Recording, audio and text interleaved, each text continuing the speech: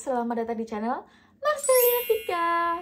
Oke guys, video kali ini aku ingin membagikan informasi penting gimana caranya buat apply visa D4 atau visa yang dipakai untuk sekolah bahasa Korea langsung di Koreanya nih. Jadi yang pengen tahu gimana caranya, simak terus videonya.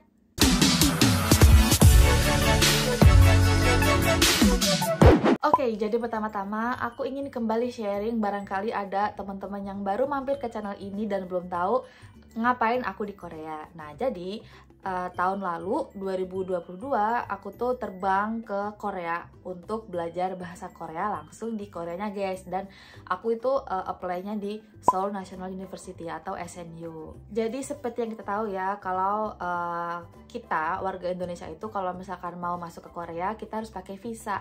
Nah, jadi sekolah bahasa Korea itu dia masuknya tuh visa pelatihan umum. Jadinya kita perlu apply visa pelatihan umum atau visa D4 ini sebelum kita masuk ke Korea, guys. Nah, yang pengen aku share di sini adalah berdasarkan pengalaman aku kemarin untuk apply visa D4 aku. Jadi bisa jadi nanti kalau misalkan video ini kalian tonton di 2024 atau 2025 atau kapanpun, bisa jadi tuh aturannya atau ketentuannya tuh udah berbeda karena ya seiring berlangsungnya waktu, bergulirnya waktu kan aturan itu kadang-kadang berubah gitu ya. Soalnya pas aku apply kemarin kan pas pandemik. Nah, sekarang di 2023 aja udah berubah gitu kan. Jadi nanti kalian sesuaikan aja sama nanti pas kalian apply di tahun kalian. Tapi menurut aku sih enggak jauh berbeda ya, jadi kayak nanti kalian bisa sesuaikan aja sama yang aku pakai dokumennya. Jadi oke, kita langsung aja mulai ke persyaratan yang kita perlukan, tapi aku sambil cek laptop karena aku takut ada yang miss guys. Jadi langsung aja. Syarat yang pertama tentu aja kalau kita mau apply visa, kita yang pertama harus punya form visanya. Nah, form visa ini kita bisa dapetin di web Cafe AC-nya atau pas kita datang langsung ke Cafe AC-nya guys, dan pastikan formulir yang kita isi adalah formulir terbarunya. Nah, terus syarat yang kedua yaitu tentu aja kalau kita pengen keluar negeri, yang pasti kita harus punya paspor ya guys ya. Dan pastiin paspor yang akan kita pakai ini usianya itu lebih dari 6 bulan, karena memang paspor yang valid untuk dibawa pergi ke luar negeri yaitu umurnya lebih dari 6 bulan. Nah, kalau misalkan teman-teman juga ada yang punya paspor yang udah mati gitu, maksudnya kayak yang udah 5 tahun yang lalu atau yang udah nggak dipakai lagi, itu juga perlu dilampirkan. Dan juga kalian harus fotokopi bagian identitasnya dan juga list semua cap-cap negara yang kalian pernah datengin guys. Nah, selanjutnya kalau misalkan paspornya udah kalian siapin, selanjutnya kita perlu nyiapin pas foto, dimana yang pas foto itu kita harus menggunakan standar Korea, yaitu foto 3,5 kali 4,5 dengan background putih sebanyak 2 lembar. Nah, itu guys, tuh kalian perlu catat 2 lembar dan harus sesuai sama formatnya, karena Korea Selatan tuh punya standar tertentu atau semua dokumen yang berhubungan sama Korea itu punya format khusus, yaitu 3,5 kali 4,5 dengan background warna putih. Nah, tips dari aku kalau misalkan kalian pengen foto ini, apalagi untuk yang berhijab gitu ya, kalian hindarin hijab putih sama hindarin pakai baju putih. Jadi kayak biar nggak nyaru sama backgroundnya gitu loh guys. Kalian pakai aja baju yang agak apa ya, warnanya tuh nggak nyaru sama warna putih gitu.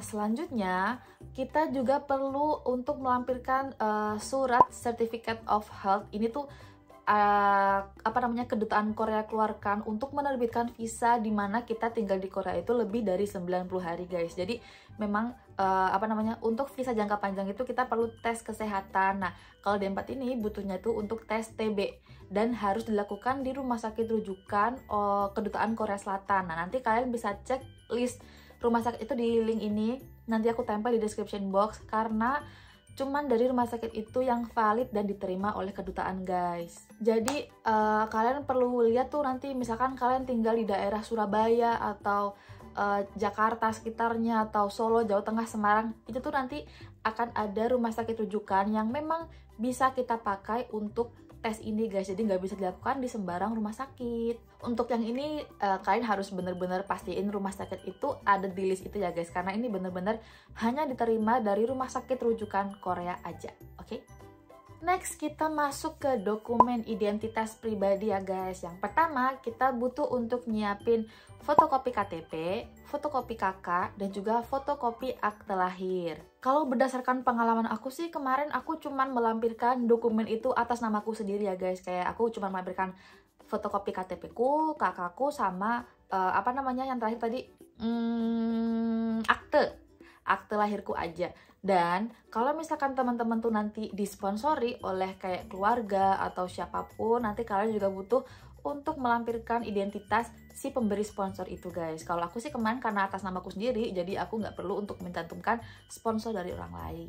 Oke, selanjutnya kita masuk ke dokumen keuangan.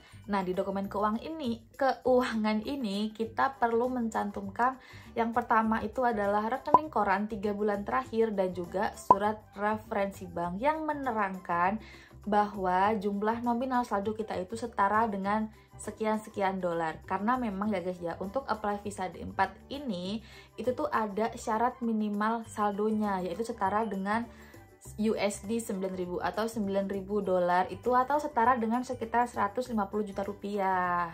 Nah, kalian juga harus perhatikan jumlah saldo ini guys, karena saldo ini tuh yang menentukan adalah kedutaan atau KVAC-nya. Jadi kayak memang mereka mintanya segitu, ya kita harus nyiapin segitu gitu guys. Jadi kayak memang di surat referensi itu kita harus ada uang yang minimal itu senilai dengan 9.000 USD atau 150 juta. Dan pastikan surat referensi kalian itu akan dicetak menggunakan bahasa Inggris dan diberi stempel basah dari bank kalian.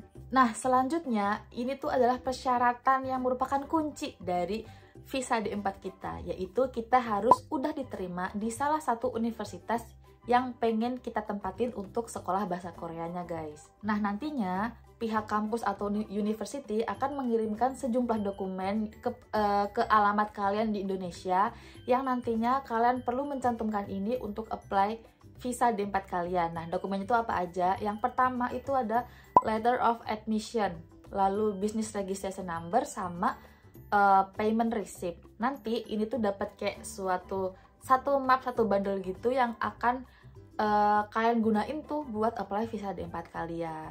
Jadi memang ya guys, pokoknya intinya tuh syarat kita mau apply visa D4 ini, kita harus udah keterima dulu di salah satu universitas di Korea gitu guys. Nah, gimana cara daftar lengkapnya? Kalian bisa cek video ini karena aku tuh kemarin udah share di situ gimana cara daftarnya, gimana cara menentukan kampusnya, habisnya berapa. Kalian bisa cek di video itu.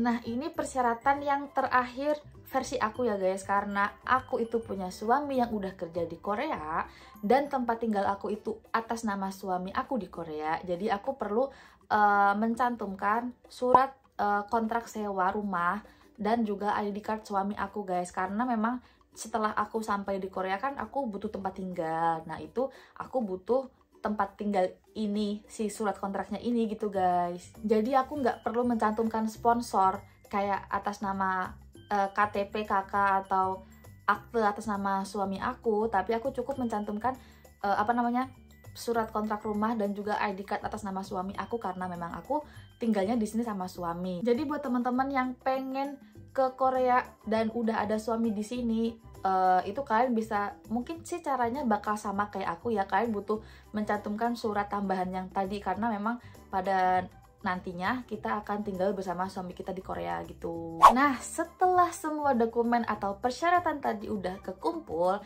saatnya kita bawa ke KVAC guys. Nah, nanti di KVAC dokumen kita divalidasi kira-kira masih kurang apa aja sama pihak KVAC-nya kayak gitu. Atau kalau misalkan kalian tuh tinggalnya jauh dari Jakarta, kalian bisa apply lewat agen guys. Jadi buat teman-teman yang pengen apply visanya dari sekarang, kalian bisa mulai tuh tadi nyiapin semua dokumen-dokumennya dan pastikan sesuai sama apa yang diminta oleh KVAC. Nah, kalau misalkan kalian bingung ada persyaratan apa lagi yang mungkin kalian butuhkan, sebenarnya kalian bisa cek di website resminya, itu di sini nanti aku taruh di description box.